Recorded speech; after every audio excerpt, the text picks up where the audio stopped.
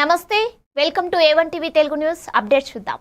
ఏలూరు నగరంలో ఉదయం నుండి కురుస్తున్న భారీ వర్షం కారణంగా స్థానిక పాత బస్టాండ్ మినీ బైపాస్ రోడ్లో ఉన్న దెయ్యాల కాలువను municipal commissioner ME engineering section అధికారులతో కలిసి పరిశీలించి కాలువలో అడ్డుపడిన వ్యర్థాలను తొలగించాలన్నారు. ఏలూరు శాసనసభ్యులు బడేటి రాధాకృష్ణయ్య మాట్లాడుతూ వివిధ షాపుల్లో యాజమాన్యం డ్రైనేజీలు క్లోజ్ చేయడం వల్ల వాటర్ వెళ్ళకపోవడం వల్ల రోడ్లపై నీరు రావడం జరుగుతుంది. ఈ కార్యక్రమంలో అధికారులు, నాయకులు, నగరపాలక సంస్థ కోఆప్షన్ సభ్యులు, ఎస్ఎంఆర్ పెద్దబాబు, మున్సిపల్ కమిషనర్ తదితరులు పాల్గొన్నారు. అలాగా సార్, ఇప్పుడు నేనేది రోడ్డు డైరెక్ట్ వేయడానికి లేదు కదా,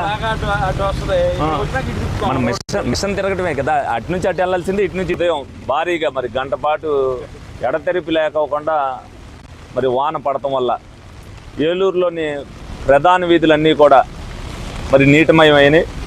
మరి ఇవన్నీ కూడా అవటానికి కారణం ఏంటంటే వాళ్ళు డ్రైనేజీలు ఏదైతే ఇంటి ఎదురుగా ఉన్న వాళ్ళందరూ కూడా ఎవరికాలు మూసేసుకోవడం ఒక కారణం అయితే, మరి వ్యర్థాలు ప్లాస్టిక్ అవ్వచ్చు, అలాగే ఇప్పుడు అన్నీ మీరు ఏదైతే చూస్తున్నారో ఈ డ్రైన్లో మొత్తం మరి వాడుకంగా రోజు వాడే ప్లాస్టిక్ పదార్థాలు కానీ, అలాగే ఏదైతే థర్మోకోల్ షీట్లు కానీ అన్నీ కూడా ఇందులో వేయటం జరిగింది.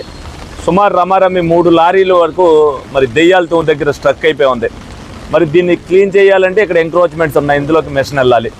మనం వాడుకునేటప్పుడు అనేక సార్లు మనం ప్రజలకు చెప్తున్నాం, ఎప్పుడన్నా ఇటువంటి భారీ వర్షాలు వచ్చేటప్పుడు ప్రజలు ఇబ్బంది పడతారు, ఎవరికి వాళ్ళు డ్రైన్లు వేయొద్దు, డ్రైన్లు మూయొద్దు, డ్రైన్లు క్లీన్ చేసుకోవడానికి అవకాశం ఉంటుందని.